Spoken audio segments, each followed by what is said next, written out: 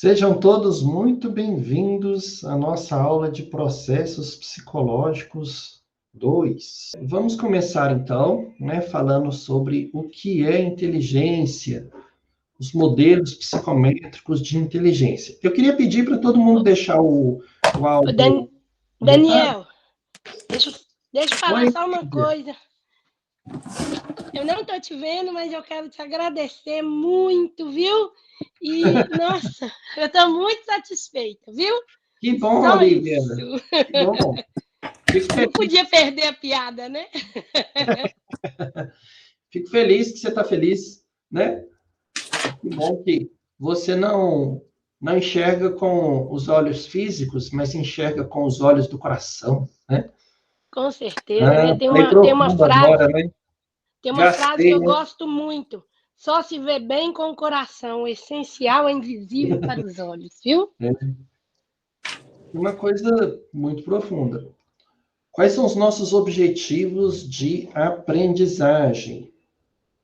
A gente quer definir a inteligência psicométrica, diferenciá-la das concepções populares, né? Ou seja, as pessoas têm uma ideia do que seja inteligência, mas será que é uma ideia correta sobre o que é inteligência?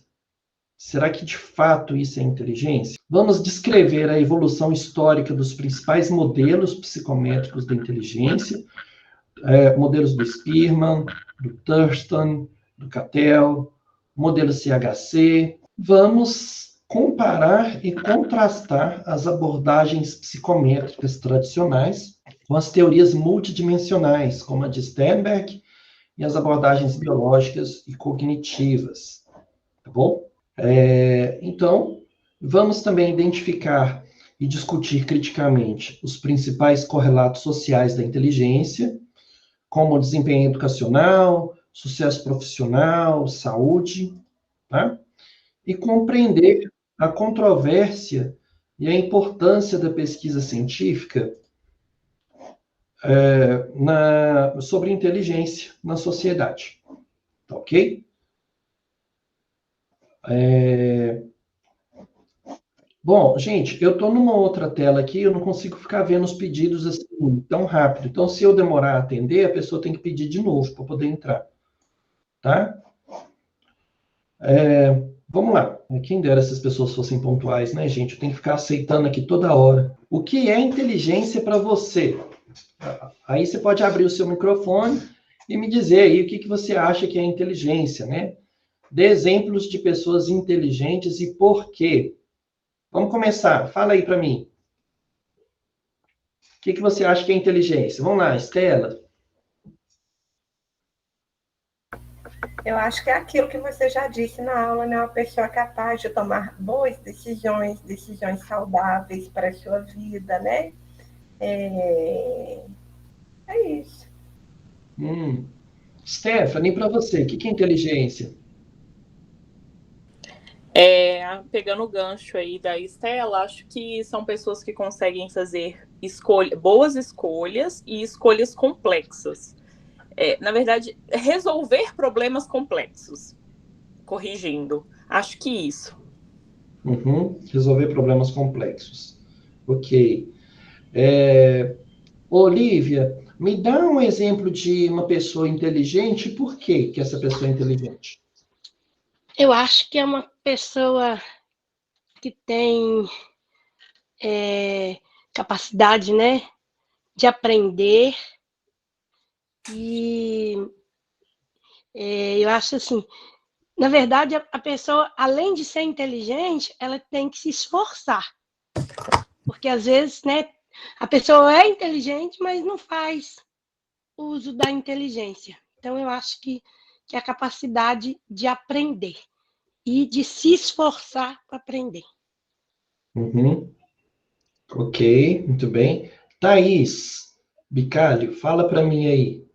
Para você, o que é uma pessoa inteligente? Me dê exemplo de pessoas inteligentes e por quê? Tem a questão da inteligência científica, assim, né? Eu acho que a pessoa inteligente é aquela que consegue aprender um conteúdo, passar o conteúdo e, se necessário, colocar em prática. Uhum. Ok. Bom, vamos ver então o que seria inteligência, né? Qual que é o problema das definições populares, né? As concepções cotidianas são válidas, mas cientificamente elas são imprecisas, né? Então, assim, é interessante, as pessoas têm uma ideia do que seja inteligência, mas elas podem ter alguns conceitos errôneos sobre o que é inteligência. Mas as pessoas têm uma ideia do que seja inteligência. Você consegue identificar aquelas pessoas que são mais espertinhas, né? Mais ativas no dia a dia. Você consegue perceber isso. Mas será que de fato elas são inteligentes? Outro problema é que as pessoas confundem inteligência frequentemente com conhecimento enciclopédico, com uma sabedoria, um bom senso, com a criatividade artística, com sucesso financeiro ou social. A pessoa confunde inteligência com habilidade social, o charme, né? Então, na verdade, nós precisamos de uma definição operacional para medir e estudar cientificamente a inteligência, tá bom? Então, nós precisamos de uma definição que seja mais clara, correta, mais próxima do que seja a inteligência de verdade, tá bom? Então, inteligência é a capacidade mental geral de raciocinar, planejar, resolver problemas, pensar de forma abstrata, compreender ideias complexas, aprender rapidamente e aprender com a experiência. Então, isso seria a inteligência, tá? Show. Então, isso seria inteligência. Essa capacidade mental geral de raciocinar, planejar, resolver problemas, pensar de forma abstrata, compreender ideias complexas, aprender rapidamente e aprender com a experiência. Bom, quem criou esse conceito foi a Linda Gottfredson, uma psicóloga que ela é uma pesquisadora lá da Universidade de Delaware, né, nos Estados Unidos. E essa psicóloga, o que ela fez? Ela construiu um artigo científico, que era um tratado sobre a inteligência. Para isso, ela enviou um convite, uma carta, para vários pesquisadores de inteligência, neurociência, neuropsicologia, psicólogos cognitivos, médicos. Ela enviou um convite para vários pesquisadores no mundo e 52 deles atenderam o convite. O desafio era criar uma definição a qual se tivesse maior consenso sobre o que de fato é inteligência, tá? E elas chegaram num seguinte conceito. Primeiro que é uma capacidade cognitiva e não um conjunto de conhecimentos, tá? Então, esse é o documento em que eles criaram, né? Um tratado científico sobre inteligência, um editorial com 52 assinaturas de pesquisadores, né? E assim que escreve, o nome dela, Linda S. Gottfredson, da Universidade de Delaware. Tá? Foi publicado no Wall Street Journal em 13 de dezembro de 1994. Bom, e aí que eu trouxe os conceitos de inteligência. Olha, qual que é o significado e a medida de inteligência? Ela fala assim, ó, que inteligência é uma capacidade mental muito geral que, entre outras coisas, envolve a habilidade de raciocinar, planejar, resolver problemas, pensar abstratamente, compreender ideias complexas, aprender rapidamente e aprender com a experiência. ela não é meramente o conhecimento vindo dos livros, ou uma habilidade acadêmica ampla, ou a habilidade de resolver testes de inteligência. Ao invés disso, ela reflete uma ampla e profunda capacidade para compreender e dar sentido às coisas, né? A saber o que fazer. Então, a inteligência pode ser medida.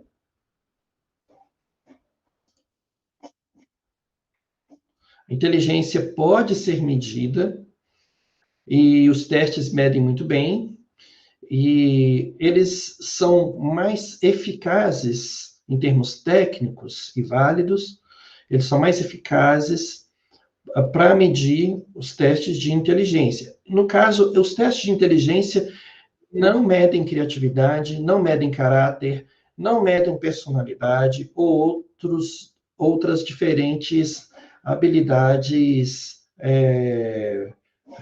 individuais. Eles nem pretendem fazer isso.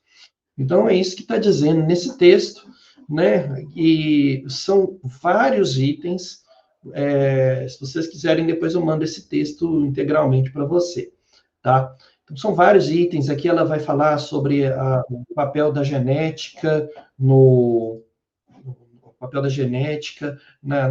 no desenvolvimento da inteligência, vai falar sobre alguns correlatos sociais da inteligência também. Inclusive, hoje nós vamos falar sobre isso, tá? Então, vamos falar de algumas características chaves da inteligência.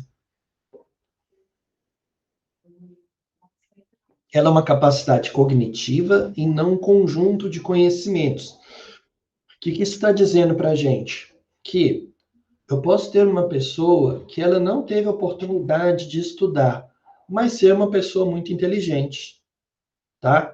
Eu posso ter uma pessoa que não tem tantos títulos, não tem mestrado, doutorado, mas é uma pessoa inteligente, tá bom? Embora nós saibamos que a inteligência, muitas vezes, é vista como uma tábua de salvação para as pessoas. Você estuda porque quer melhorar de vida, quer ter um trabalho melhor, né? Quer desenvolver habilidades, quer se sentir mais realizado. E por isso que a gente estuda, né? Algumas pessoas estudam por obrigação, não gostam de estudar, enfim. Mas talvez se essa pessoa não gosta de estudar, mas se ela for muito inteligente, ela até consegue se virar bem na vida, né? O que eu penso é o seguinte, se você quer saber se uma pessoa é inteligente, veja o que ela faz da vida dela, como é que ela organiza o tempo, como é que ela planeja o tempo, que resultados ela tem na vida, né? É muito mais do que um sucesso acadêmico ou profissional, né? A inteligência, ela envolve muito mais do que isso, tá bom? Então, para quem chegou depois aí, boa noite, e vamos dar sequência aqui sobre os modelos de inteligência. Bom, a inteligência, ela é geral, ou seja, ela é uma capacidade geral. Ela permeia todas as atividades mentais complexas. Inteligência, você precisa de inteligência para tudo, né? Precisa de inteligência para saber cozinhar, para se arrumar, para ir para algum lugar. Inteligência para trabalhar. Inteligência para conversar com alguém, algum assunto importante. A gente precisa da inteligência para tudo. E a inteligência é mensurável por testes padronizados, por testes de inteligência, ok? Esses testes, geralmente, eles são atividades que nós propomos para as pessoas, para que elas consigam resolver aqueles desafios cognitivos, né? E aí são vários estímulos que você pode apresentar para uma pessoa. Existem estímulos que são ausentes de cultura, ou seja, independente da escolaridade da pessoa, ela consegue resolver aqueles testes, tá bom? Por exemplo, ela saber encaixar uma figura em algum lugar, né? Você apresenta várias figuras diferentes e pergunta qual que se encaixa melhor naquele espaço. E a pessoa saber decidir isso. ela não precisa de ter um alto nível de escolaridade para conseguir resolver essa tarefa. Então, é um teste que a gente fala que ele é ausente de cultura, né? Existe também os testes que vão medir o conhecimento da pessoa, a compreensão de mundo dessa pessoa. Por exemplo, nós temos o teste que é o VAIS-3, que é um teste de inteligência medido, é um teste de inteligência voltado para adultos. Então, você tem a escala Wechsler de inteligência para adultos, VAIS-3. Esse VAIS-3, gente, conforme orientado na sala, você não pode entrar com um nome de e-mail que não seja o seu nome. Entrou um PET7 aqui, depois na chamada eu não vou saber quem é. Então, você tem que entrar de novo com outro e-mail pessoal, tá? Então, vamos retomar aqui. Senão você vai levar falta. Acho que é o Sérgio, esse PET7. Eu acho que é da empresa dele. Então fala para ele entrar com o pessoal, porque senão vai ganhar falta. Não vou saber que é ele. Vou olhar com ele aqui. Tá, beleza. Bom, voltando. Então, a inteligência geral, ela é uma capacidade cognitiva, não um conjunto de conhecimentos. Ela é geral porque ela permeia todas as atividades complexas e ela pode ser medida. E nós temos testes, por exemplo, a escala Wechsler de inteligência para adultos, né? Que você tem vários subtestes dentro desse teste. E aí um deles é, por exemplo, para ver o quanto a pessoa consegue compreender ideias complexas do dia a dia. Por exemplo, tem uma pergunta lá assim, se você encontrar uma carta no meio da rua, o que você faz? Parece uma pergunta simples. Tem gente que vai falar, eu não faço nada. Tem gente que vai falar, eu vou olhar, se o endereço estiver próximo, vou colocar na caixa de correio. Né? Então, qual vai ser a sua atitude ali? Qual vai ser a forma de você resolver aquele problema? Então, o que acontece? Outro ponto importante da inteligência geral é que ela é estável ao longo do tempo na vida adulta, tá? A inteligência é estável ao longo do tempo. Isso significa que uma pessoa que nasce com um potencial genético para ser inteligente, né? E tendo um ambiente favorável a isso, né? Em que ela vai ser estimulada, ela vai ser incentivada a desenvolver habilidades cognitivas, a tendência dela é crescer, é desenvolver, né? E existem estudos que comprovam, né, que crianças brilhantes tendem a ser adultos brilhantes. Isso significa que crianças inteligentes tendem, a uma tendência, né, a serem adultos inteligentes, tá? Então, boa noite, Sérgio. Agora o Sérgio entrou. Antes era só o pet dele, né? Muito bem, Sérgio. Bom, e aí... E aí, então, gente, a inteligência ela tem essa estabilidade ao longo da vida. O que significa isso? Eu não durmo com um QI 80 e acordo com um QI 120. Existe uma estabilidade no QI. O que é o QI? Quociente de inteligência. É uma forma de nós compararmos o desempenho cognitivo de uma pessoa em relação a outras da mesma faixa etária, tá? Então, isso que é o QI, tá bom? Outra coisa, essa inteligência, ela tem, o que a gente diz, uma habilidade geral, assim. Dentro dos modelos de inteligência, nós temos o modelo de fator geral da inteligência. O que é isso? O Charles Spearman foi quem criou esse conceito de fator geral?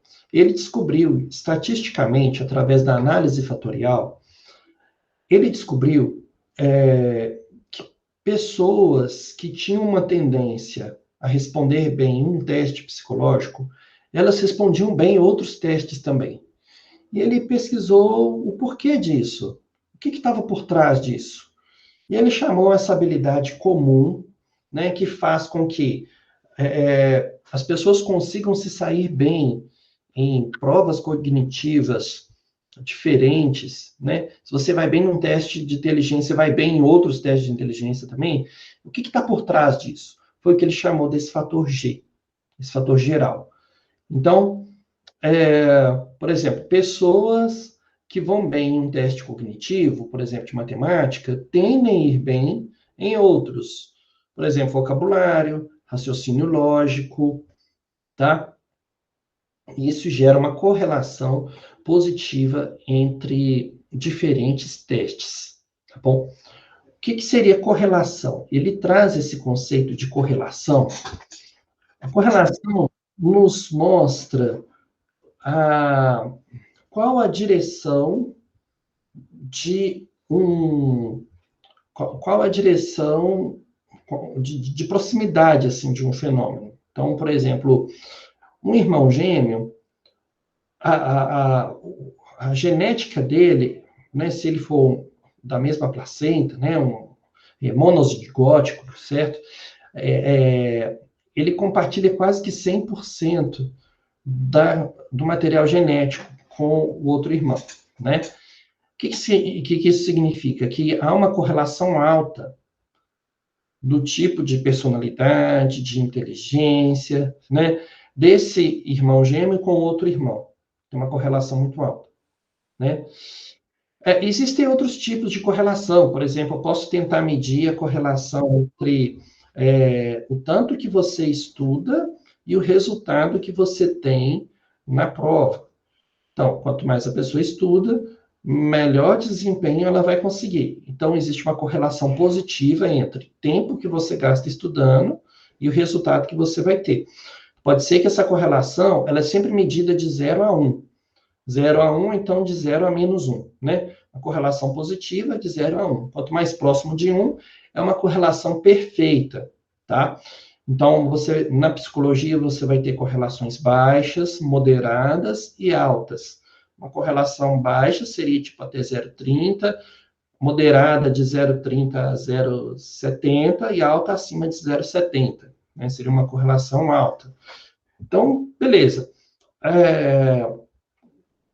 Os estudos sobre inteligência, eles muitas vezes vão tentar identificar qual a correlação entre essa habilidade cognitiva e um desempenho acadêmico, e o tempo que a pessoa consegue ficar casada, né? Tem até isso, estudos que falam que pessoas mais inteligentes conseguem negociar melhor as relações, conseguem conversar melhor, e aí com isso evitam divórcio e tal, né? Fazem melhores escolhas do cônjuge. Você escolhe melhor o seu cônjuge a partir do nível de inteligência também. Então, existem vários estudos no mundo que falam sobre essas coisas. É bem interessante, tá? Mas isso significa que pessoas inteligentes não vão ter problema no casamento? Não, não disse nada disso. Eu disse que há uma tendência em que, se a pessoa se ela tem mais inteligência, se ela tem uma alta inteligência, ela tem mais recursos cognitivos que vão ajudá-la a resolver situações mais complicadas, resolver conflitos, né? Então, por exemplo, quando a gente vê casos de crime que acontecem, e aí o ladrão, né, o bandido vira e fala assim, eu não tive outra escolha. Bom, de fato ele não tinha, porque ele não tinha outro recurso cognitivo na mente dele, né?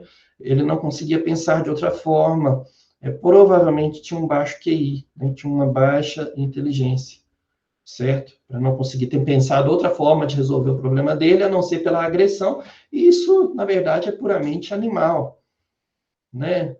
Puramente irracional, ok? Bom, então, O Charles Spearman, ele fala que tem um fator subjacente a todos eles, tá? Que é esse fator G. O G é como a potência do motor na sua mente. Um motor mais potente, um maior G, permite que você execute melhor todas as tarefas que exigem esforço cognitivo, tá? Então, esse é o fator G da inteligência. Querem perguntar alguma coisa?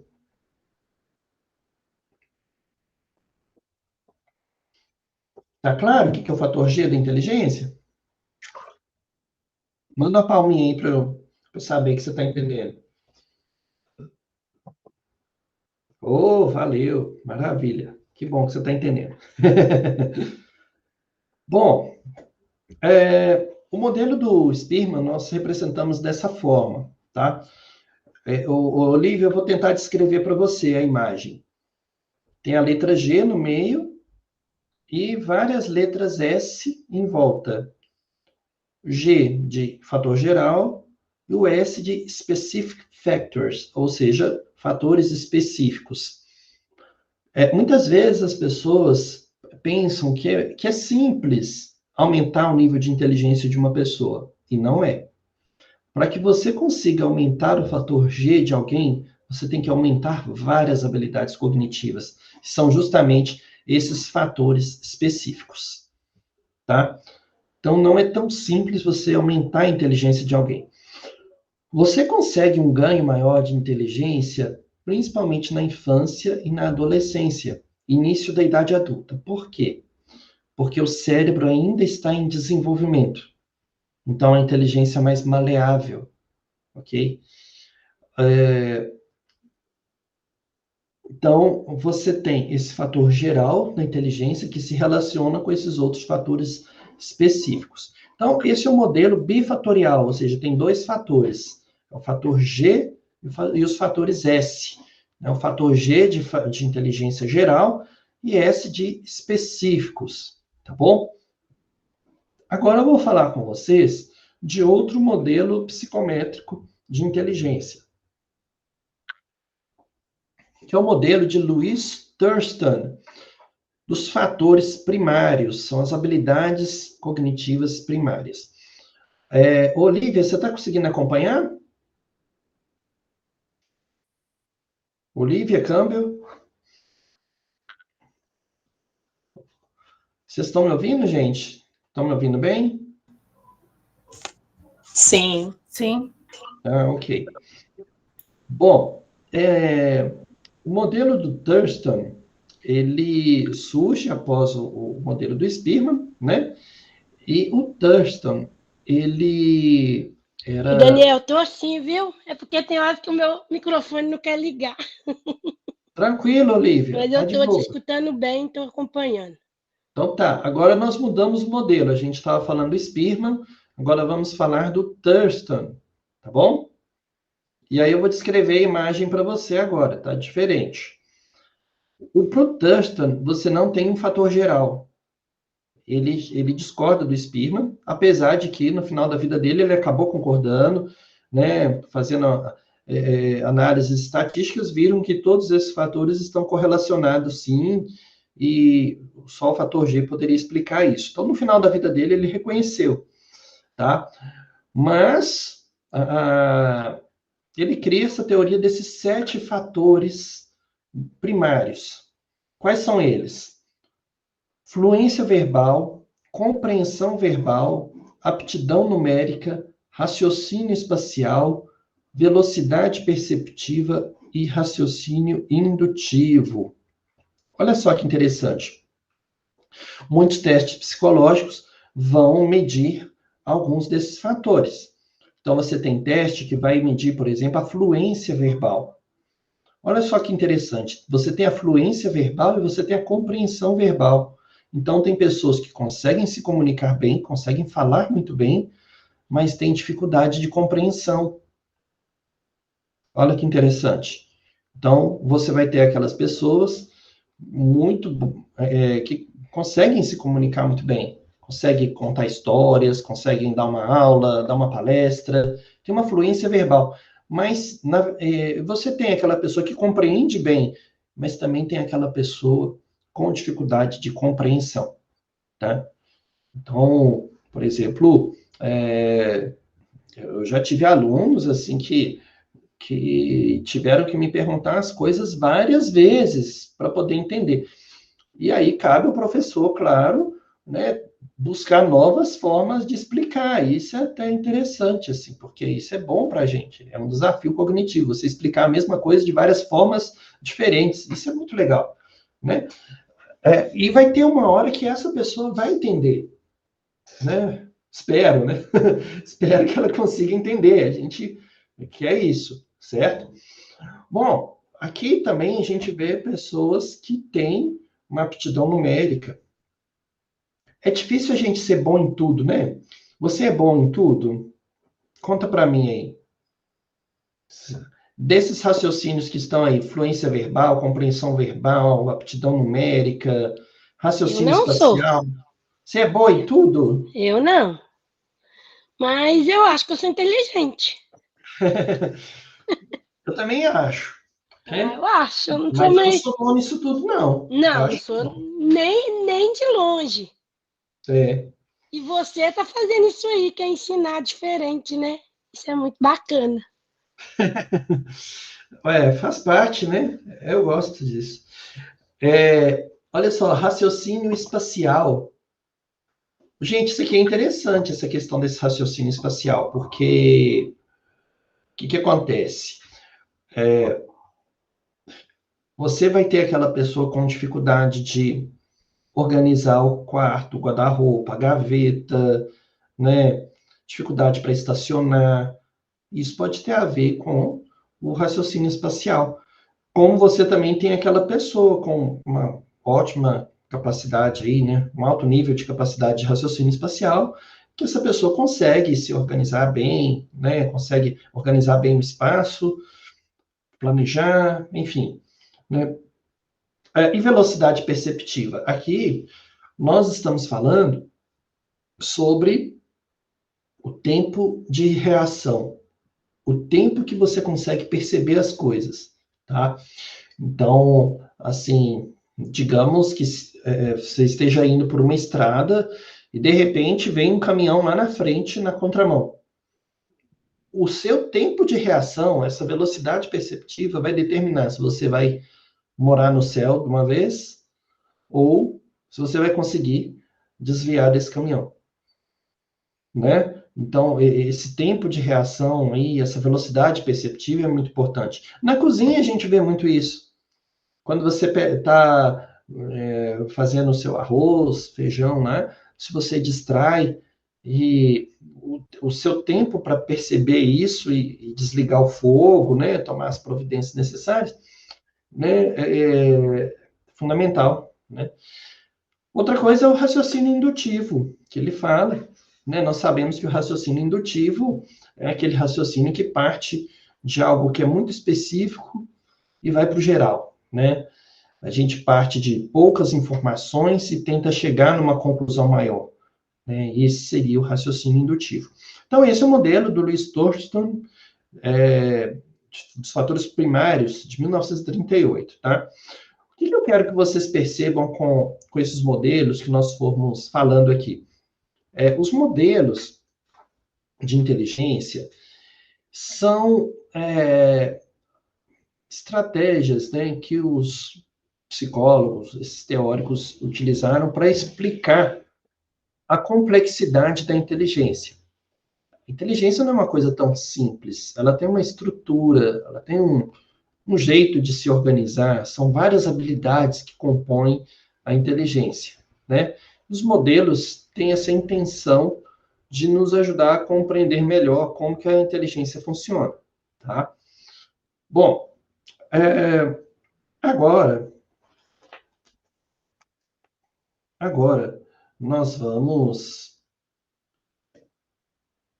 ver um pouco mais a fundo aqui, né? Então, ó, 7 habilidades mentais primárias, independentes. Fluência verbal é gerar palavras rapidamente. Compreensão verbal, entender textos e ideias. Aptidão numérica, calcular e manipular números.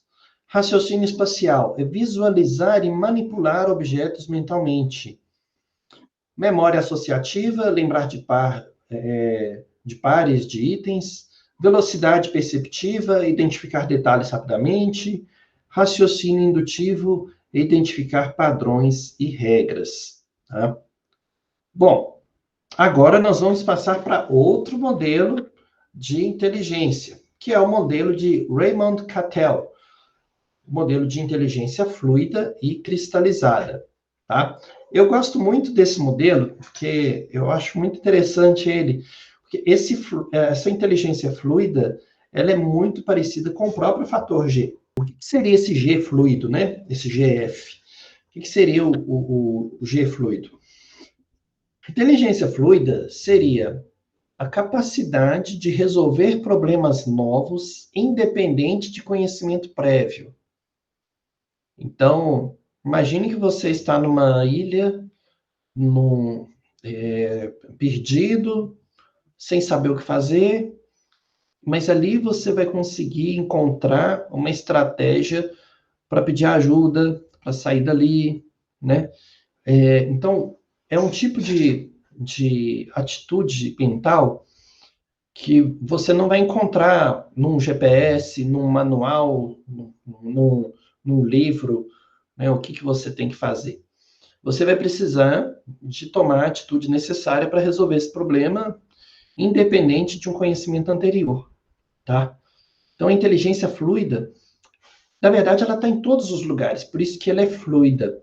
É como se eu pegasse um balde de água e jogasse num ambiente. Essa água vai espalhando por todos os lados. Isso significa que essa inteligência fluida, ela é necessária em vários dos nossos desafios diários, ok? Então, desde coisas mínimas até coisas mais complexas, tá? Uma coisa interessante da inteligência fluida é que ela está associada a essa capacidade de lidar com situações complexas, certo? E também de se adaptar a situações novas. Bom, e uma outra inteligência que eu acho muito interessante, que o Cattell fala, é a inteligência cristalizada. O que seria isso? Inteligência cristalizada é aquela inteligência associada à capacidade de você compreender informações vindas da cultura e da escolarização. Então, ela depende da sua escolaridade, do seu nível de conhecimento, tá? Não só da escola, mas até da comunidade, onde você circula e você aprende. Até na igreja, no clube, assim, são espaços formativos, né, que você tem a oportunidade de aprender alguma coisa, certo? E esse conhecimento vai se cristalizando, ou seja, ele vai se acumulando ali, se solidificando, e acaba sendo um conhecimento mais estável, tá?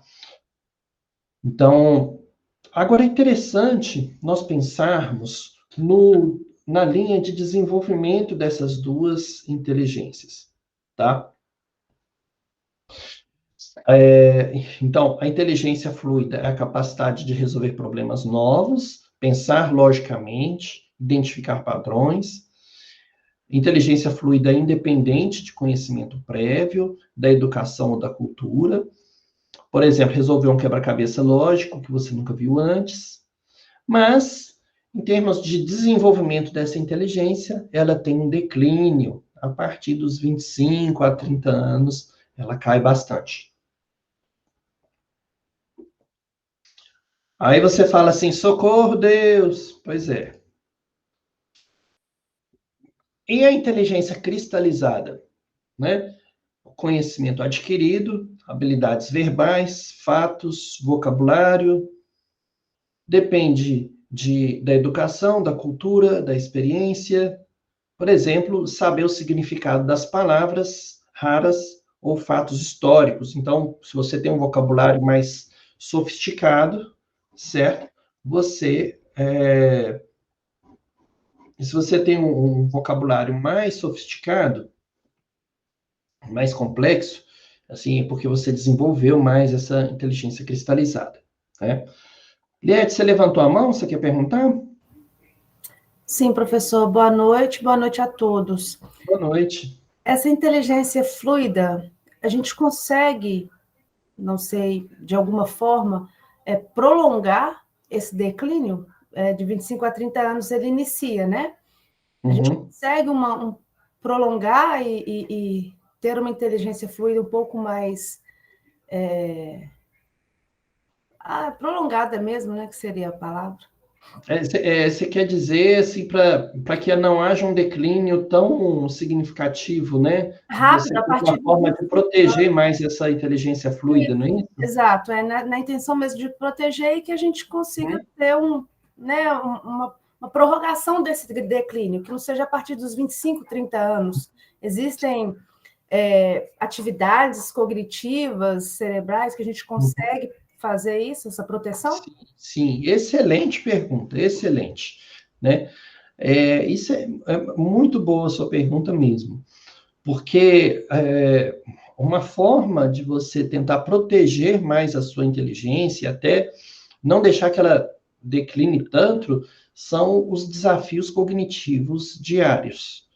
Então, quanto mais você se propõe a resolver desafios cognitivos, ou seja, situações complexas, situações novas, frequentar ambientes novos, estar em acesso a novas situações, novos conhecimentos, e aí você vai ver que, de certa forma, a inteligência cristalizada também influencia nisso, né?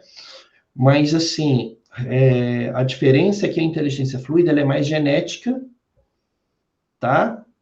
Ela é mais genética e mais biológica, certo? Então, você precisa de quê? De um substrato cerebral aí. São as bases biológicas da inteligência. Então, talvez não seja apenas a questão dos desafios cognitivos, mas até mesmo a qualidade de vida de uma pessoa. Se ela faz atividade física, se ela dorme bem, se ela come bem. Então, se ela contribui para a saúde desse cérebro também.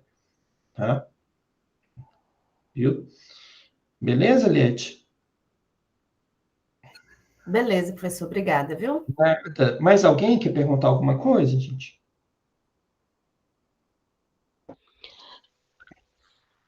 Bom, vamos seguir aqui, então, né? Aqui tem um gráfico. Oi, quem quer falar? Ninguém? Olha, nós temos um gráfico aqui que ilustra essa linha de desenvolvimento da inteligência fluida, da inteligência cristalizada. Daniel, deixa eu só pode te ir. perguntar uma coisa. Sim. Isso que eu fiz de solucionar um problema que eu precisava, isso pode ser chamado de inteligência fluida? Sim. Sim. Porque isso você não tinha nada disso escrito em livro nenhum. Aí você teve que se virar para resolver o problema, não é? Isso, então estou entendendo. Isso é inteligência fluida, exatamente. A Olivia pediu, né, gente, para a gente fazer essa aula online hoje, né? Então, foi isso. Ó, tem gente até batendo palma aí, ó. Chique, hein, Olivia? O pessoal tá subindo as palminhas aqui no vídeo, tá? Olha só, aqui nesse gráfico, vou tentar descrever o gráfico para a Olivia também. É um gráfico que tem duas linhas, uma vermelha e uma azul. A linha azul está representando a inteligência fluida e a vermelha está representando a inteligência cristalizada. No início do desenvolvimento, ali até os 20, quase 30 anos, a linha de desenvolvimento é muito parecida uma com a outra, não é, gente? Muito parecida. As duas estão subindo, tanto cristalizada quanto fluida. Elas estão subindo, ou seja, a pessoa está aprendendo mais, está se socializando em ambientes diferentes, né? O menino está aprendendo violão, o outro está na natação, o outro está no taekwondo, e vida que segue. Os meninos estão aprendendo, estão entrando em contato com com situações novas, né? Visita um avô no sítio, vai passear em São Paulo, né? Vai para resolver um problema, vai na feira, vai vender alguma coisa no sinal, enfim, os meninos estão aprendendo, estão desenvolvendo ali nesse início da vida, né? Assim, do 0 até por volta dos 20 anos. E aí, né, ali a partir dos 25, você vê esse declínio mais significativo da inteligência fluida, e de certa forma a inteligência cristalizada ela está mais estável ali. Vocês conseguem perceber isso? Ela está mais estável, tá? Agora nós vamos para outro modelo, tá? Vocês têm alguma dúvida ainda sobre inteligência fluida e cristalizada? Professor, Hum, no gráfico anterior, uma dúvida aqui genuína. sim. Pode-se dizer que, por exemplo, aqueles pais que são extremamente protetores, que limitam as crianças a não fazerem coisas de crianças, digamos que eles estão atrapalhando esse desenvolvimento da inteligência fluida? Sim. Sim, porque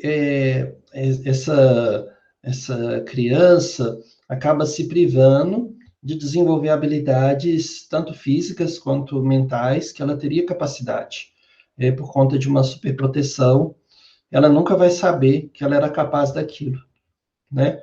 Uma coisa interessante que você trouxe, que, por exemplo, estudos de genética do comportamento vão dizer que estudos de genética do comportamento vão dizer que o gene precisa do ambiente para se expressar. Então você precisa. Vamos supor que você tem uma habilidade para tocar violão. Genética, uma habilidade genética, tá, Lucas?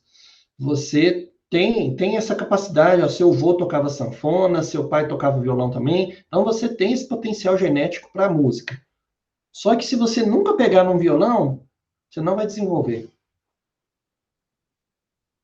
Entendeu? Entendi. Então, o gene precisa do ambiente para se expressar. Às vezes, o ambiente ele não contribui para o seu desenvolvimento.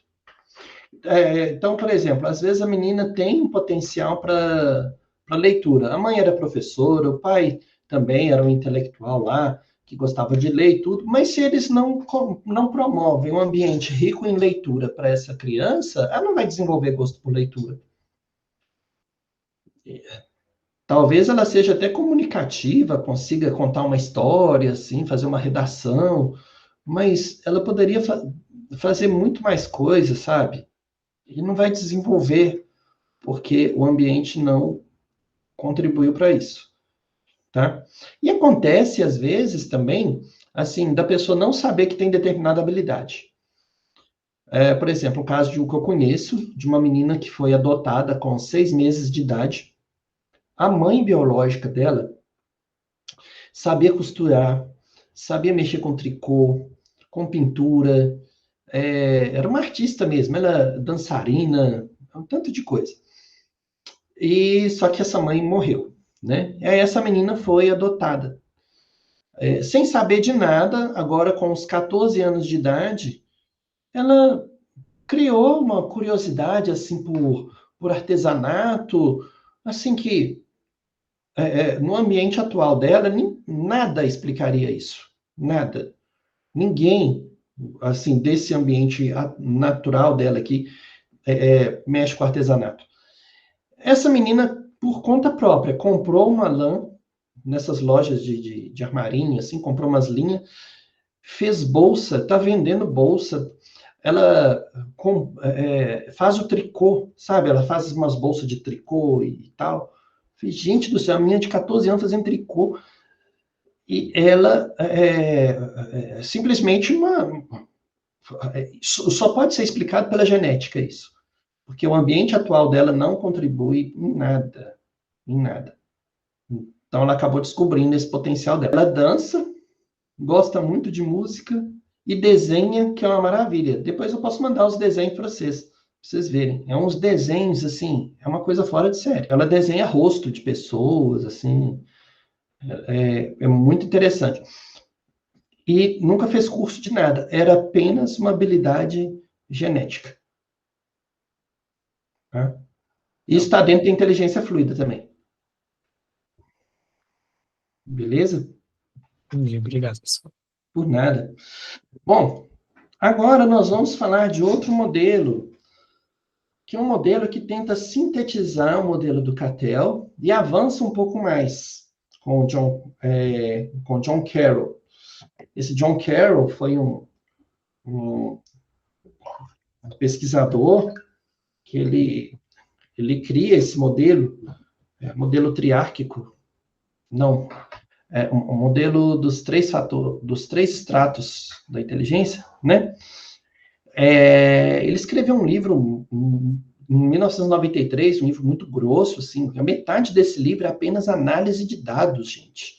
Na época que nem tinha computador direito, foi uma meta-análise com vários estudos estatísticos e tal, e aí ele chegou nesse modelo aqui. Esse modelo, você tem aqui na primeira camada, você lê de baixo para cima, tá? Então, você começa da camada 3, lá em cima. Seria a inteligência geral, né?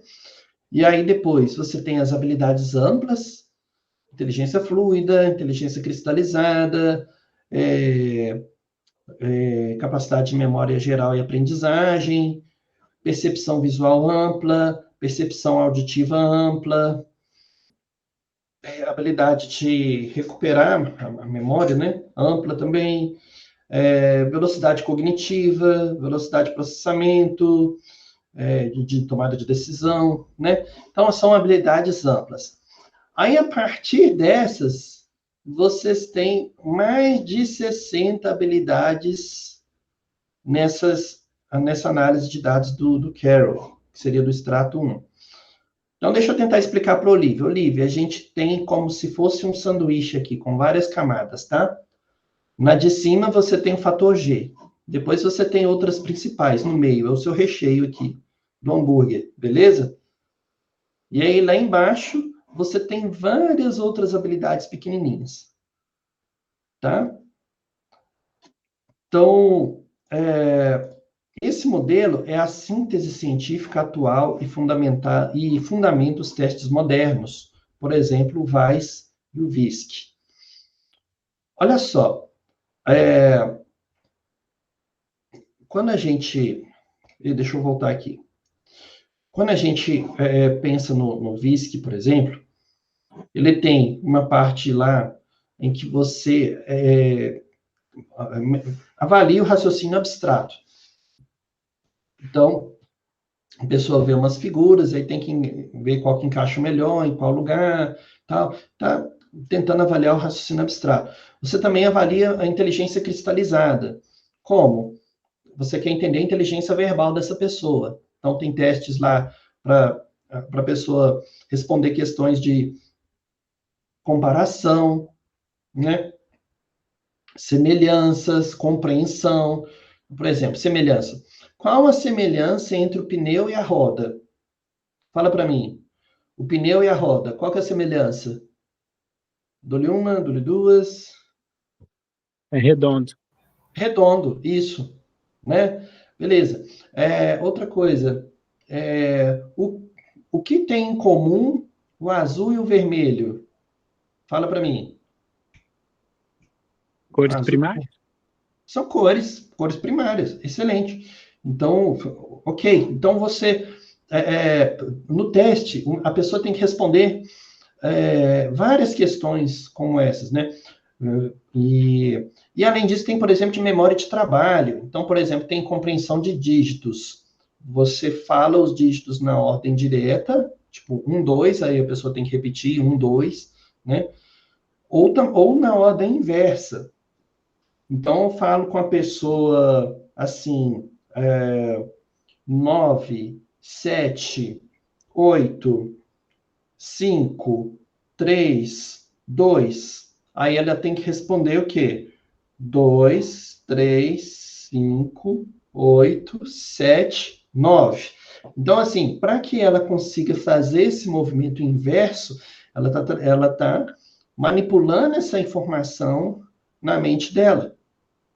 A memória de trabalho te ajuda a fazer isso, né? A manter uma informação em suspenso, você manipula essa informação, né? E executa uma ação que você precisa ali, tá? Então, o modelo CHC é a síntese de vários testes de inteligência, tá?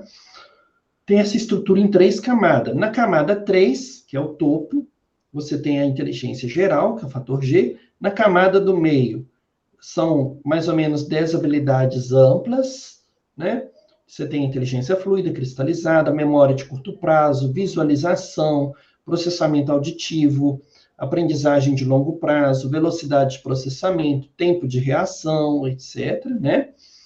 E na camada de baixo, que é a base, né, a primeira ali, a camada, são mais ou menos 70 habilidades específicas, são as habilidades amplas, né?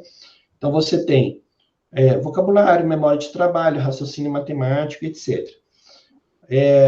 Agora, deixa eu só comentar uma coisa com vocês. Você concorda comigo que se esse fator geral aqui, ele é subjacente a todas as habilidades cognitivas, esse fator geral aqui, ele é o pano de fundo, né? De todas as outras habilidades cognitivas aqui da camada 2 e da camada 1, né? Eu não consigo simplesmente aumentar o fator G. Consigo?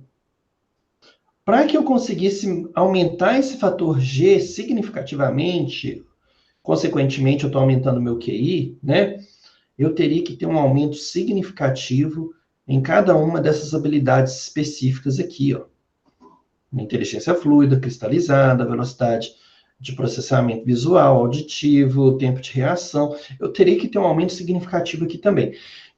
Isso nem sempre acontece, né? Então, por isso que quando você vê alguma pessoa falar assim, compre o meu curso e aumente o seu QI, compre o meu livro e aumente o seu QI, é charlatão. Não tem como. Quando a gente fala de infância e adolescência, podemos aumentar esse QI, sim, porque a gente está ali estimulando, a escola é para isso também, para estimular o máximo possível, proporcionar atividades diversas, novas, para estimular a inteligência desses meninos mesmo, né? Mas chega um ponto que tem um limite biológico. E aí, o máximo que você vai conseguir é aumentar alguma habilidade específica. Agora, olha só que interessante. Quando a gente está no ensino fundamental, médio, o que a gente está estudando ali? Informações muito gerais sobre várias coisas e vários campos do conhecimento, certo? E você estuda, inclusive, sobre assuntos que você não interessa muito. Ou vocês só estudaram coisa que vocês gostam? Não, você estudou coisa que você não gostava também? Sim. Então, por que a gente estuda coisa que a gente não gosta? Sabe para quê? Simplesmente para aprender a pensar. Porque de outra forma você não acessaria essa janela do desenvolvimento. Então você precisa estudar história, precisa estudar química, né, biologia, porque você está acessando áreas do seu cérebro lá que de outra forma você não conseguiria acessar. Tá? Então, isso, como você está estimulando várias habilidades específicas, você está, consequentemente, aumentando o seu QI também, aumentando a sua inteligência geral. Tá bom? Não confunda o fator G com o QI.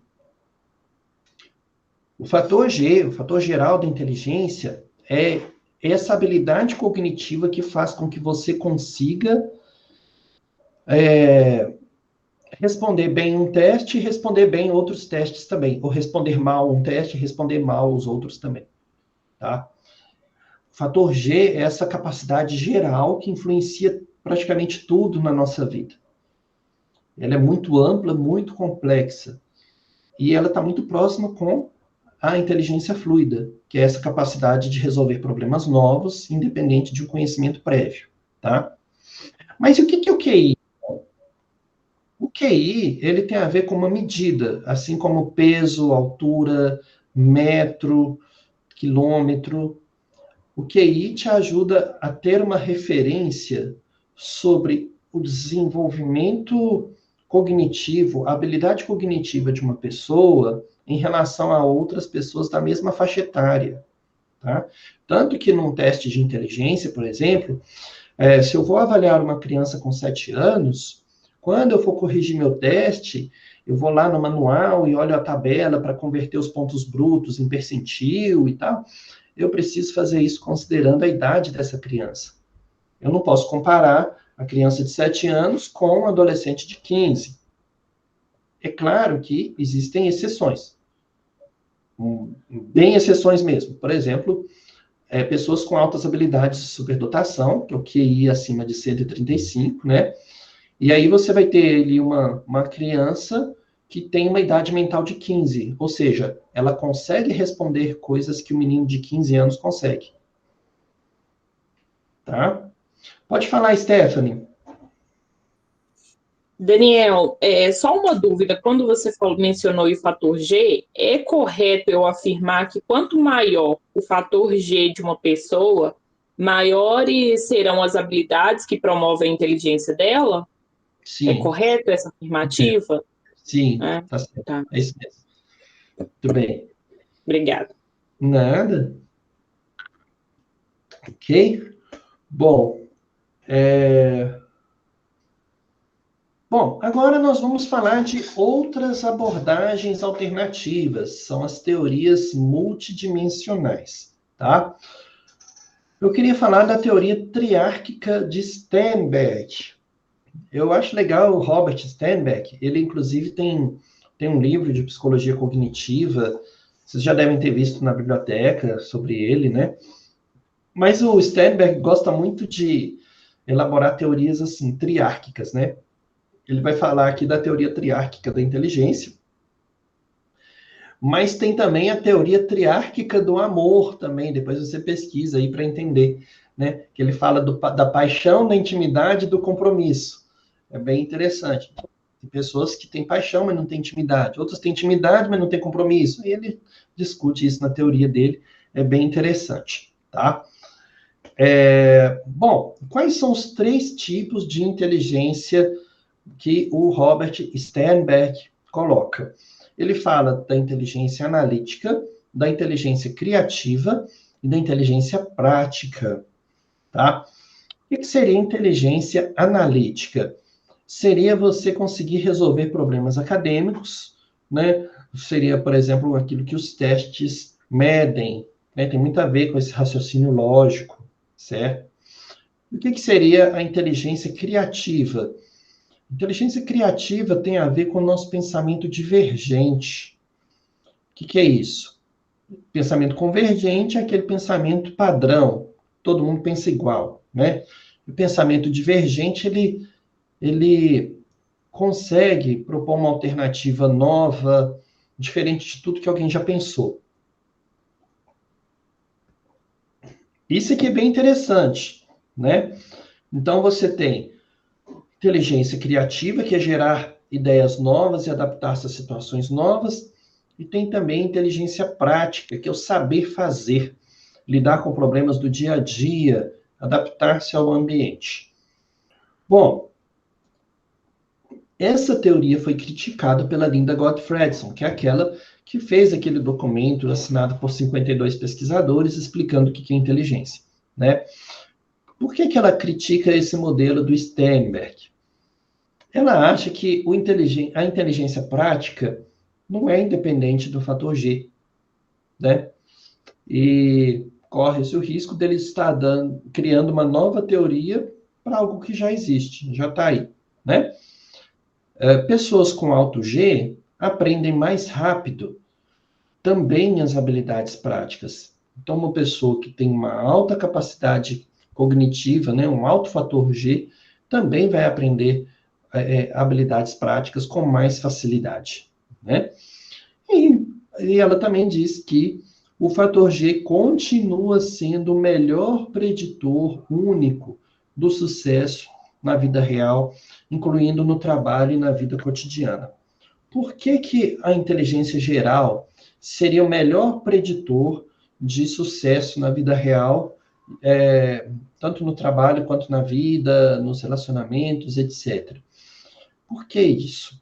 Olha só, você tem mais recursos cognitivos, você tem um processamento cerebral mais eficiente para lidar com situações complexas, para se adaptar.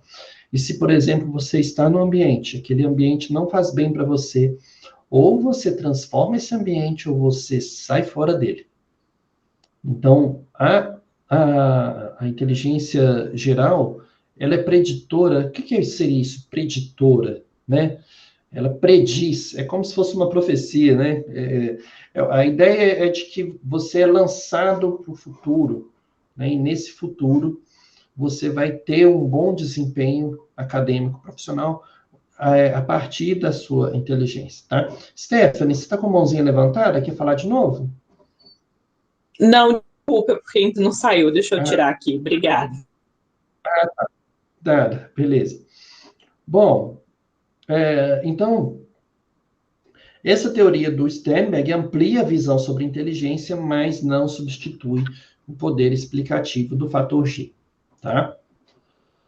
Bom, agora nós vamos falar de abordagens biológicas e cognitivas da inteligência, tá? Inclusive, eu recomendo um livro do José Aparecido Silva, que ele Inteligência Humana, Abordagens Biológicas e Cognitivas, tá? Acho que pode ser interessante aí para você entender alguma coisa sobre inteligência, tá? Tem esse outro aqui também, Inteligência e Funções Executivas, da Alessandra Gottuso Seabra, tá muito bom. E tem um de avaliação psicológica, tem capítulos que falam sobre avaliação da inteligência, avaliação psicológica, teoria e prática, da Sabrina Barroso, Fábio Scolosini Comin e Elizabeth do Nascimento. A Beth foi minha professora no doutorado, né? Da editora Vozes, esse aqui. Inclusive, tem um capítulo sobre superdotação nele, que é bem interessante. Bom,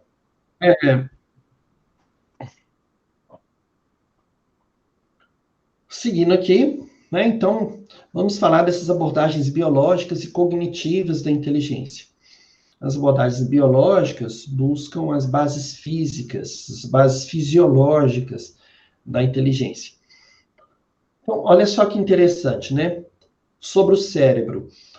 O maior volume de matéria cinzenta, especialmente a frontal, e ainda uma maior eficiência neural, né? Menos ativação para a mesma tarefa, a velocidade de condução neural, tudo isso influencia a sua inteligência. Então, quanto mais matéria cinzenta você tem, a sua massa cinzenta aqui na frontal, mais inteligente você deve ser. Quanto maior a sua eficiência neural, menos erros você vai cometer, mais rápido você vai resolver os seus problemas. Os caminhos aí da solução do problema, né? Os caminhos que os seus neurônios vão traçar aí vão ser muito mais simples, mais eficientes, tá? Você vai resolver os problemas muito mais rápido. Essa abordagem biológica também vai falar da genética, né? Estudos com gêmeos mostram que entre 50% e 80% da variação em G é herdável. O campo da genética do comportamento vai dizer sobre a herdabilidade da inteligência. Não é hereditariedade, não. Herdabilidade. Herdabilidade é uma medida estatística em que você consegue identificar o peso do gene na manifestação do fenótipo. Ou seja, o quanto o gene influencia a manifestação daquela habilidade cognitiva, tá? Ou daquela característica específica sua. E aí, os estudos familiares e congênios são feitos da seguinte forma. Você tem os gêmeos criados juntos e criados separados. Esses criados juntos, eles desfrutam ali de um ambiente compartilhado. O que vai diferenciá-los, na verdade, vai ser um ambiente não compartilhado. Então, se esse gêmeo que é criado junto, um com o outro, o irmãozinho lá, se um vai na padaria, o outro vai para a igreja, um vai no clube jogar bola, o outro vai para natação. Então, o ambiente não compartilhado vai diferenciando eles, tá? Mas eu posso ter, por exemplo, gêmeos criados separados. Então, um gêmeo que foi criado aqui no Brasil, o outro foi para a Holanda, ou foi para a França, foi adotado por outra família, né? E aí, o que acontece? O ambiente deles não é compartilhado. Qualquer semelhança que aparecer em termos de desenvolvimento cognitivo, e até mesmo de personalidade, escolhas que essa pessoa fizer, vai ser explicado geneticamente. A genética vai estar por trás dessas semelhanças, tá? E aí, aí nós falamos dos gêmeos, né? Agora, por que eu falei do gêmeo? Porque o material genético deles é quase 100% parecido, né? Tem uma correlação muito alta. Mas eu posso ter, por exemplo, irmãos adotados que não têm um vínculo genético nenhum, certo? Então, você tem um irmãozinho, tem uma irmã adotada que convive com você. Qualquer semelhança em termos de comportamento ou de habilidade cognitiva, qualquer semelhança que vocês dois tiverem, vai ser explicada pelo ambiente compartilhado. Porque ele estudou numa escola boa, como você, né? Porque ele também foi para aula de violão, como você. Então, o ambiente compartilhado vai explicar a semelhança dessa pessoa, tá? Mas, por exemplo, de repente, esse menino ele vai ter muita dificuldade em matemática. A genética, ela pode explicar isso também, né? Vamos supor que você não conhece aí os pais biológicos desse irmão adotivo seu, né? Mas talvez eles tivessem lá uma dificuldade com matemática também, isso se refletiu também geneticamente nele. Esse é bem interessante, esses estudos de genética do comportamento. Se você quiser saber mais sobre isso, leia o livro do Robert Plomin. Eu emprestei para uma aluna e ela me devolveu, acredita? Tá aqui. Genética Daniel, do comportamento, é esse aqui. Genética do comportamento. Eu acho que tem Daniel, na biblioteca. aqui, Robert Plomin. só falar uma coisinha. Eu tenho um exemplo dentro da minha casa. É mesmo? Conta aí pra gente. Eu acho que, não sei se eu já comentei, mas a minha vida é um livro aberto. Eu me casei, vou fazer 29 anos de casada, mas eu já tinha um filho. E quem levou até a minha aliança foi o meu filho, sabe?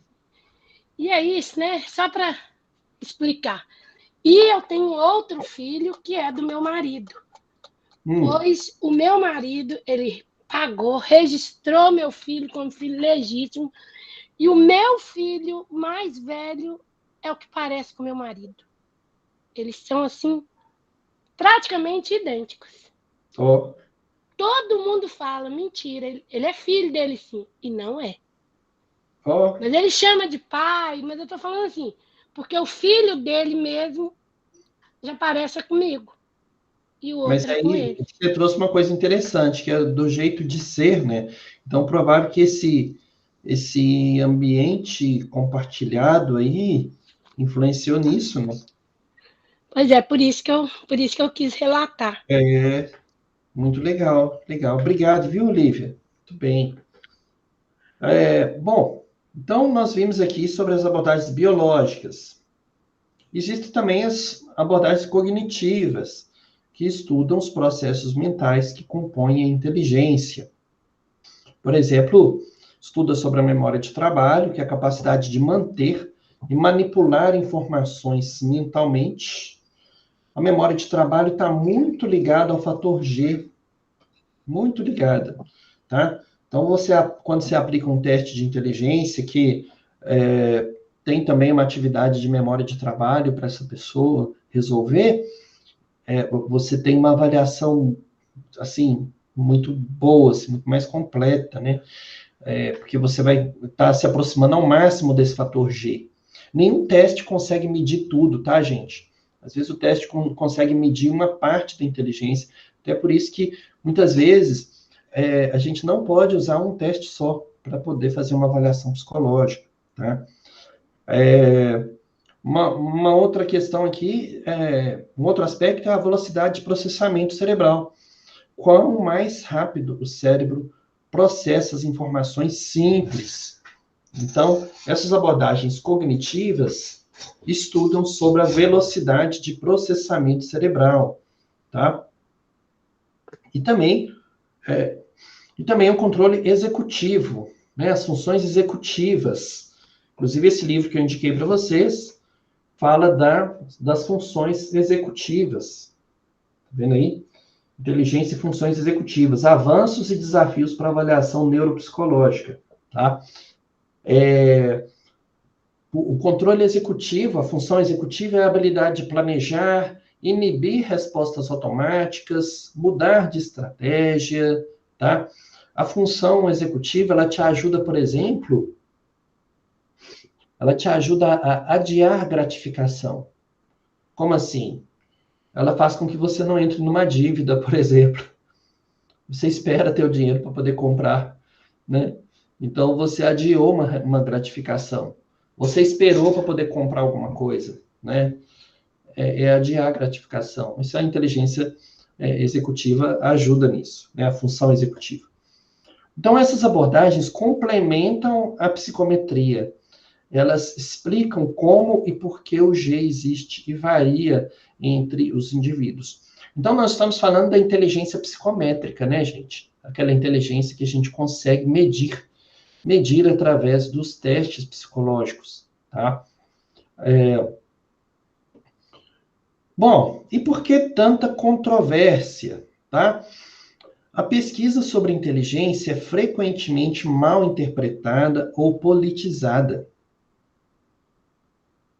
Existe um medo de um determinismo, né? Achar que o QI baixo é igual a um destino trágico, e isso é falso, tá? O ambiente importa muito. A pessoa pode não ter um QI muito alto, mas o ambiente pode contribuir, né? Ela pode não ter todos os recursos cognitivos, assim, necessários para resolver uma situação muito complexa e tal, mas às vezes no dia a dia ela consegue ter um desempenho bom, tá? E às vezes você acaba utilizando uma outra habilidade, por exemplo, a criatividade, para compensar essa falta de inteligência, tá? Às vezes a pessoa se dá muito bem na vida, porque acaba compensando essa falta com outras habilidades, tá? Então, o fato de alguém não ter uma inteligência, né, muito alta, assim não quer dizer que essa pessoa vai ter um destino trágico, não, tá? Medo de discriminação. Usar diferenças de grupo para justificar desigualdades sociais. Isso seria antiético e cientificamente inválido, né? Então, por exemplo, uma coisa que às vezes gera muita crítica social é quando a gente pensa no nível de desenvolvimento dos países, né? Todos aqueles países que se aproximam da linha do Equador, ou seja, países mais quentes, o nível de QI deles é um pouco menor, né? E aí a gente vai ver o quê? Que os países mais frios, né?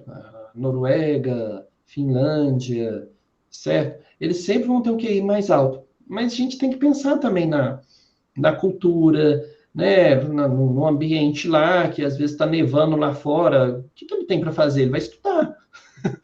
Então, enfim, esses estudos sobre inteligência às vezes são usados de uma forma um pouco discriminatória. Então, a gente tem que ter um certo cuidado, né? Porque, por exemplo, se a gente pega o QI médio do Brasil, do brasileiro, o QI médio é 87. Isso é muito baixo, tá? Abaixo de 70, a gente já considera deficiência intelectual. Então, um QI 87 é muito baixo. Só que dentro do Brasil, a gente tem vários Brasis. Tem muita gente que não teve oportunidade para estudar, né? Então, eu não posso simplesmente achar que o brasileiro não tem inteligência. Não. Foram meta-análises que fizeram assim com vários testes de inteligência aplicados no Brasil inteiro, que chegou nesse resultado, nessa média. Mas não quer dizer que você que está aqui fazendo faculdade, está estudando, vai fazer sua pós-graduação, não quer dizer que você tem esse QI 87. Não. Isso eles pegaram uma média nacional, né? E a gente sabe que existem pessoas que chegam no 8º ano, no 9º ano, sem saber ler. Então, isso acaba influenciando nesses resultados, tá? Então, ataques a pesquisadores, né? A Linda Gottfried enfrentou censura, perseguição acadêmica, porque defendeu a ciência sobre o G.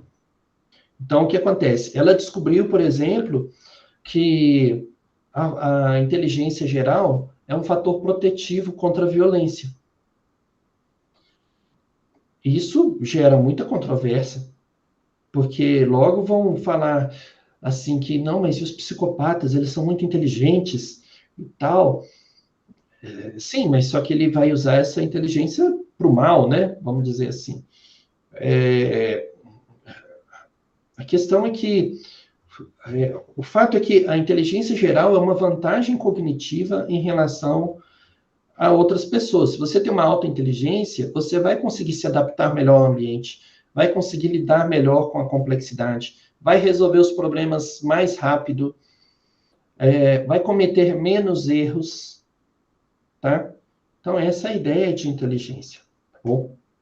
Então, conhecer as diferenças individuais é essencial para ajudar a melhora de todos, né? E não para rotular ou excluir. Nós estudamos inteligência, não é para rotular as pessoas, tá? Não é para discriminar ninguém.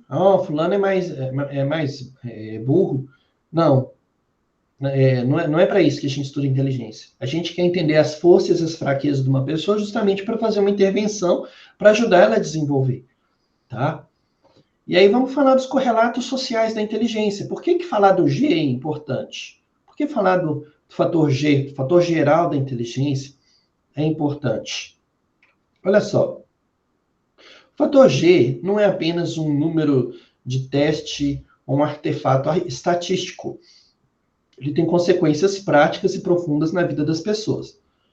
Por exemplo, nesse estudo aqui, o G, lembra que eu falei com vocês de correlação? Quanto mais próximo a 1, é uma correlação perfeita, uma correlação mais alta.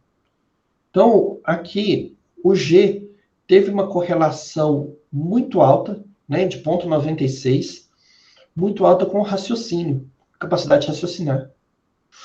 Teve uma correlação muito alta aqui de 0,92 com habilidade espacial. Uma de 0,80 com memória. De velocidade de processamento foi um pouco menor, tá vendo? 1,66. E com vocabulário de 0,74. Todas aqui são correlações altas. Porém, a mais alta que apareceu aqui foi justamente a de raciocínio, tá? Que é a que tem uma correlação mais alta com G. Deu para entender?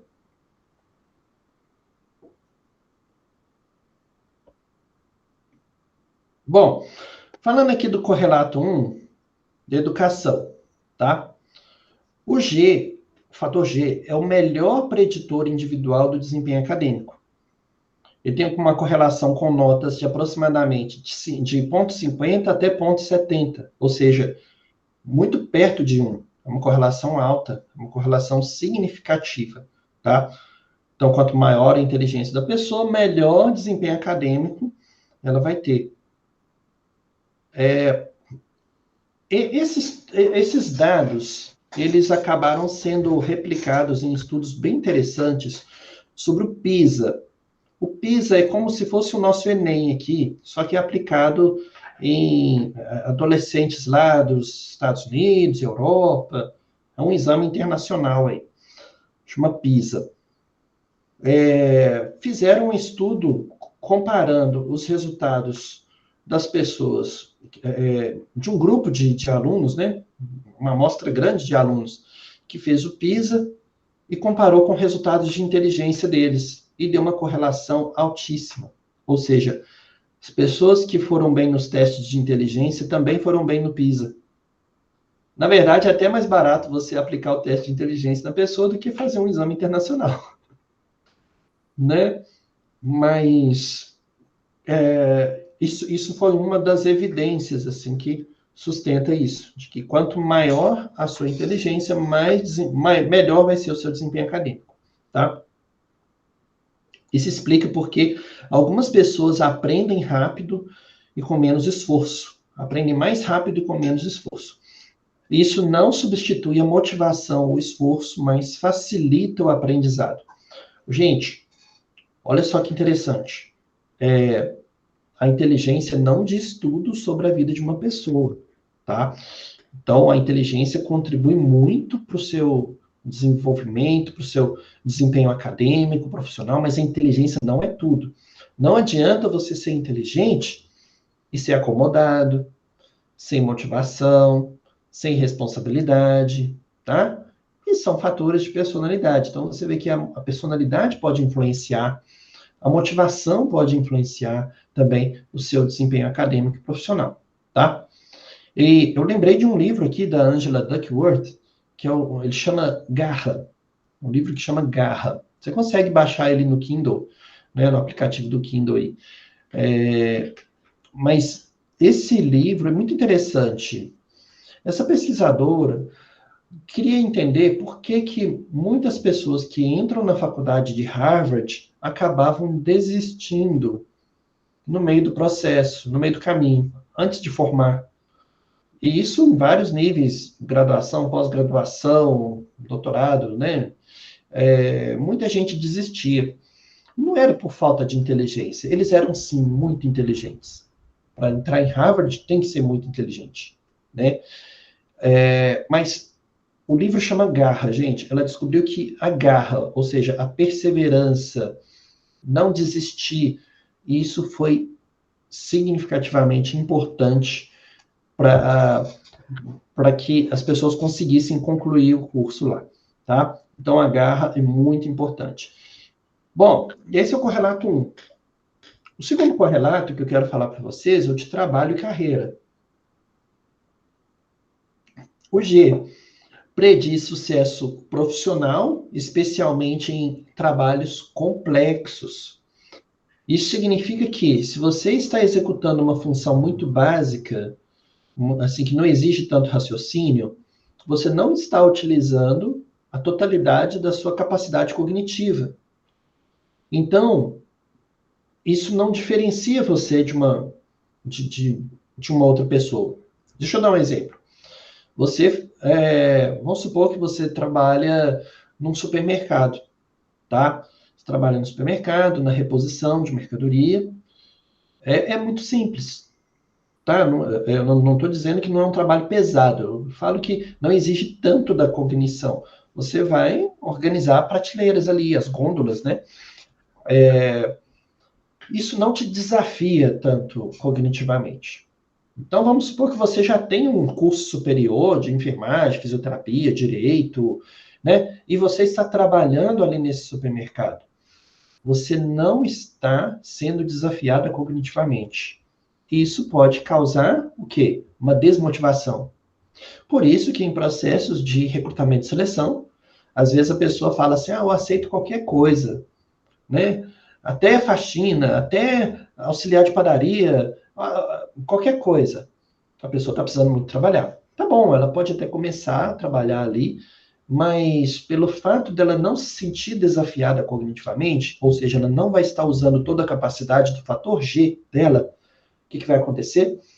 Provavelmente ela vai sair. Ela não vai aguentar ficar num ambiente em que ela não se sente desafiada cognitivamente. Pessoas mais inteligentes têm essa necessidade de resolver problema, de estudar mais, de pôr o cérebro para funcionar. Tá bom? Então, o fator G prediz sucesso profissional, especialmente em trabalhos complexos. Em trabalhos básicos, ele não diferencia muito, qualquer um consegue fazer, mesmo com uma baixa inteligência, tá? Tem uma correlação com o desempenho no trabalho, aproximadamente 0,50, ou seja, uma correlação moderada, né, para cargos complexos. E por quê? Porque os trabalhos modernos exigem raciocínio, tomada de decisão, aprendizado contínuo, e tudo isso depende do G, né? Pessoas com G mais alto tendem a subir na hierarquia ocupacional. É uma tendência, eu não digo que vai ser determinante, tá? Mas é uma tendência. Se você tem um G mais alto, você vai subir mais na sua carreira, tá? Terceiro correlato que eu queria falar para vocês, né, sobre a inteligência é de saúde e longevidade.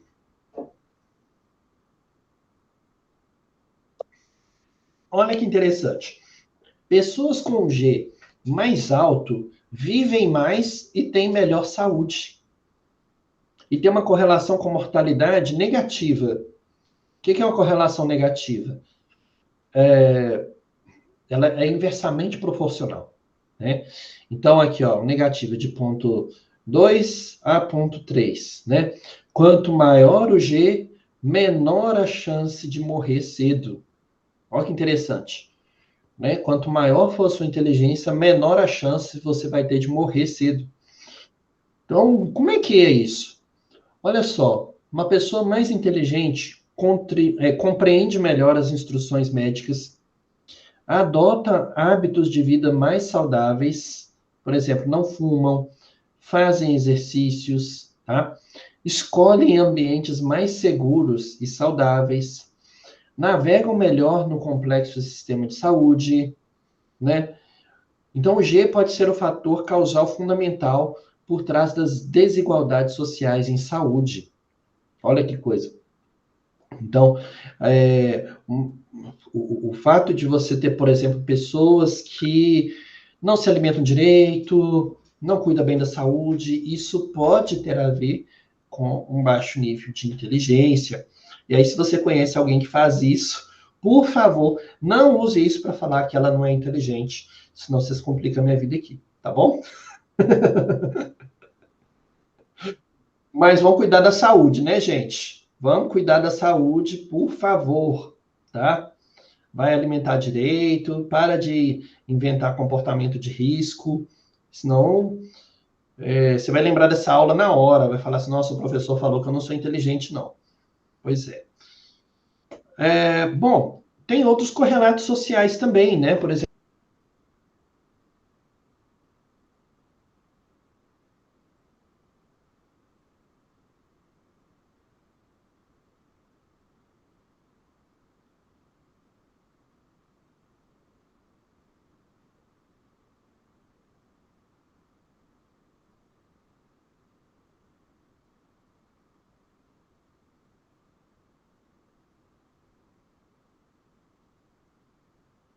fica uma fera, ela fica agressiva, não é isso? E aí, com isso, você pode ter, sim, né, crimes, tá? Travou? Porque eu estava na outra tela aqui. E agora, tá melhorou? Vocês estão me vendo?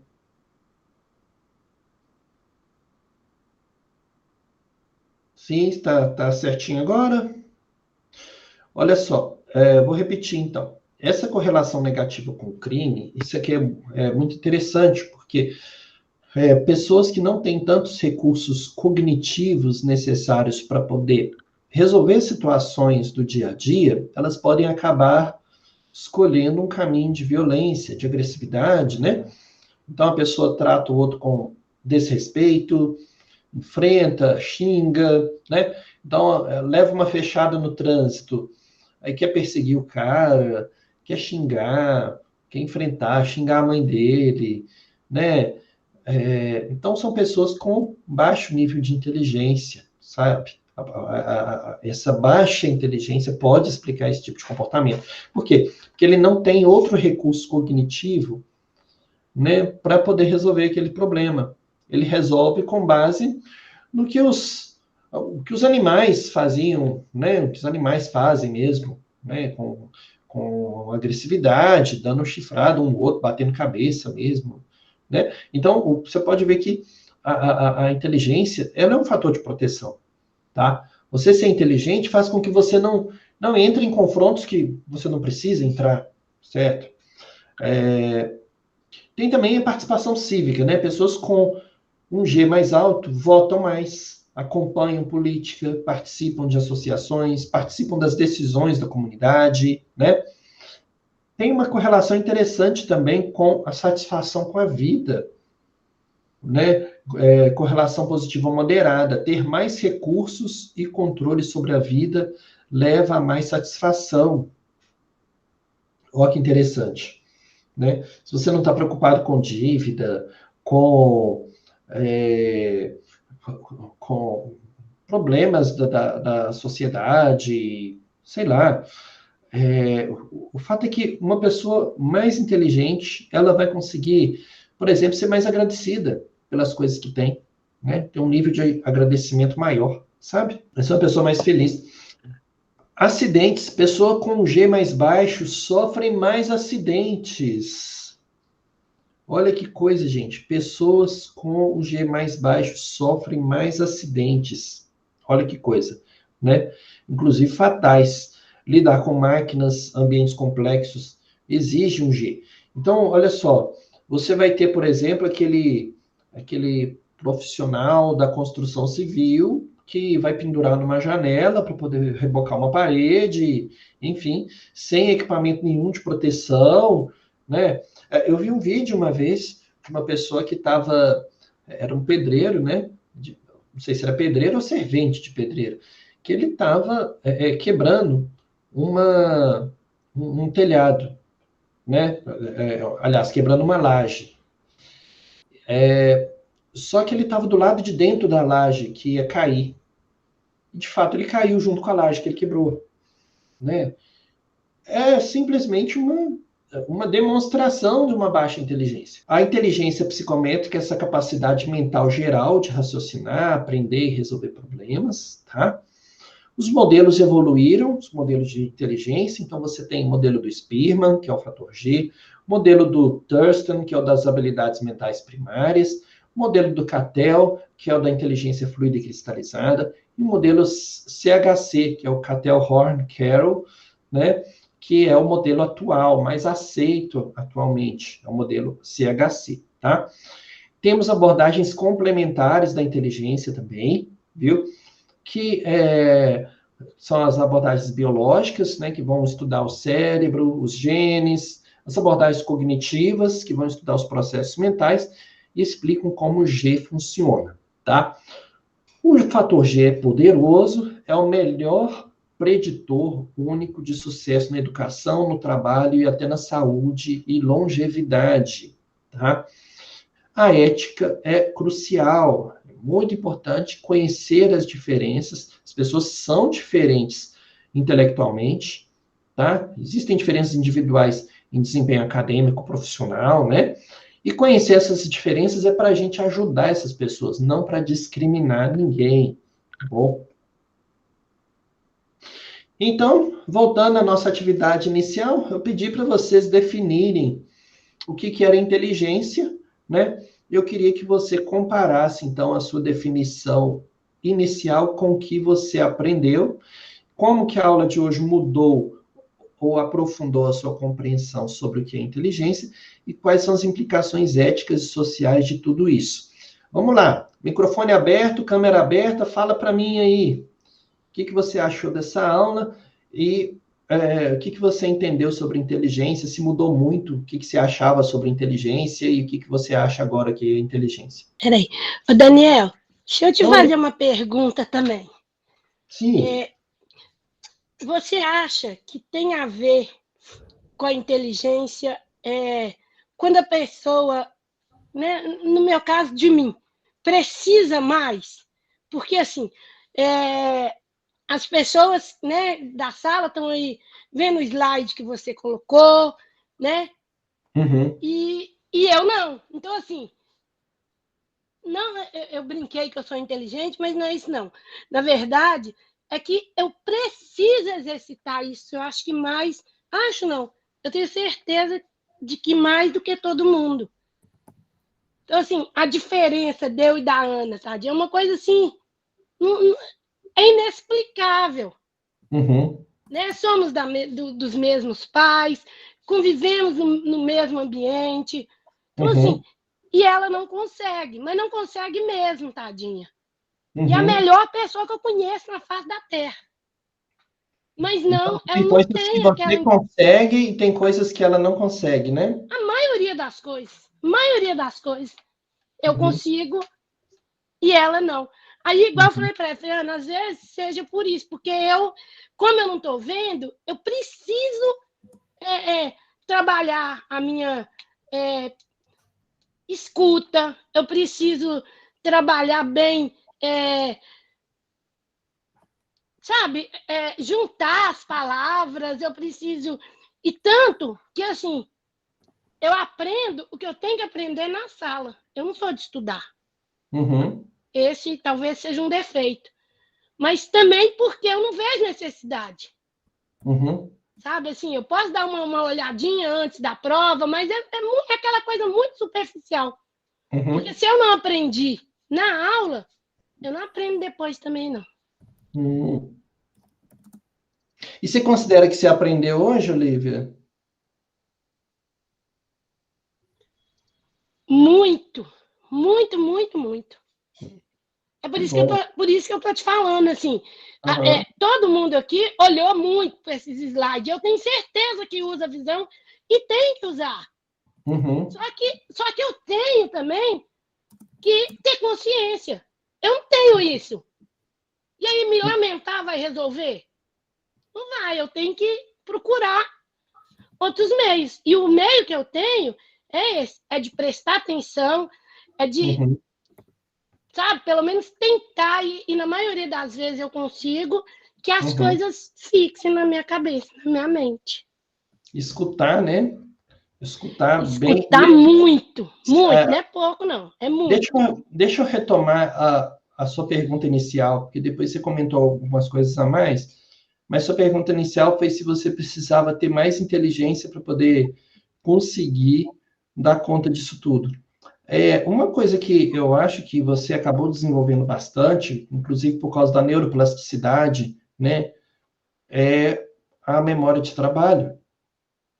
Você conseguir manipular essas informações na sua mente, né, fazer associações entre conceitos, imaginar como que é aquilo no dia a dia, imaginar como são esses slides que eu estou mostrando aqui, que você não está vendo, mas você está ouvindo bem, e aí você conseguir construir isso na sua mente, você está usando muito a sua memória de trabalho, sabe? Uma coisa que eu imagino aqui. Também a capacidade de raciocínio abstrato, né? E com isso você vai memorizando, né? Vai para uma memória de longo prazo, e aí depois você consegue recuperar isso bem. Como a memória de trabalho está muito associada à inteligência fluida, pode ser sim que a sua inteligência fluida acabou se desenvolvendo mais para poder compensar essa falta de visão que você tem, né? Pode ser. É uma possibilidade. O que você acha? Você acha que faz sentido para você? Eu acho que faz muito sentido. Porque, Uhum. assim, eu não tenho, né, o sentido da visão, mas os outros são, assim, são espetaculares. Uhum. O meu tato, por exemplo, eu desafio qualquer um de vocês da sala. Ninguém tem igual o meu. Uhum. Com Mas certeza. isso que eu tô falando, isso é necessidade. Não é porque eu nasci com ele melhor, mas eu tive a necessidade de desenvolvê-lo mais do que vocês, porque, né, é com ele que eu me viro. Então, Sim. eu acho que pode ser, por isso que eu falei, eu acho que pode ser a necessidade. E a Ana não, ela tá vendo tudo, mas ela não aprende. e eu preocupo muito com ela, muito. É interessante você trazer isso, é bem interessante, né? Muito bacana. Obrigado, viu, Olivia? Que bom que você está aqui enriquecendo a aula para a gente, tá? Imagina, eu que tenho que agradecer. Nossa, eu fiquei muito... Assim, vou falar com vocês, eu fiquei muito cheia de vida ao conseguir isso. Eu fiquei muito, muito, muito, muito. Que bom, velho. Fico feliz, então. Bom, eu deixei algumas referências para vocês aqui, pessoal. Tem uma referência do Roberto Collor, de inteligência. Lo que de verdade sabemos sobre a inteligência, evidências e mitos. É um livro em espanhol, tá? Tem os textos da Linda Gottfredson, tá? Você consegue acessar todos eles em PDF. Você vai mandar para a gente a gravação? A gravação vou salvar no YouTube. Vocês autorizam? Pode ser. Pode? Você passou o endereço para a gente ver. E também o slide, né? Vou mandar o slide para vocês. Eu vou ter que editar, né, para poder cortar às vezes, interrupções. No início ficou entrando um monte de gente, aí às vezes dá algum atraso, né? Então, eu vou ter que editar para ficar melhor, tá? E para mim, você vai mandar os PDF, né? Boa. Então, tá bom. Então, vou esperar. Oi, Olivia, você fala inglês? Fala não, né? Oi? Você fala inglês? Coitado de mim, eu não falo nem o português direito. Tirei o inglês. Tá, não, beleza. Eu indico alguma outra leitura também, então. Tem os textos da Linda Gottfredson. Enfim, é isso, gente. Gostaram da aula? Fez sentido para vocês? Como é que é? Fala para mim aí. Excelente, professor. Bom, eu amei. Amei. Que bom que vocês gostaram, então. Foi muito proveitosa. Fico feliz. Então tá, pessoal. Acho que vão ficar por aqui, né? Deixar vocês descansarem, então. Obrigado pela atenção, né? Todos que estão aí. Então, boa noite para todo mundo. Né? Boa noite. Depois vocês se inscrevam no meu canal lá, né? Ativa o sininho para receber notificações dos novos vídeos, né?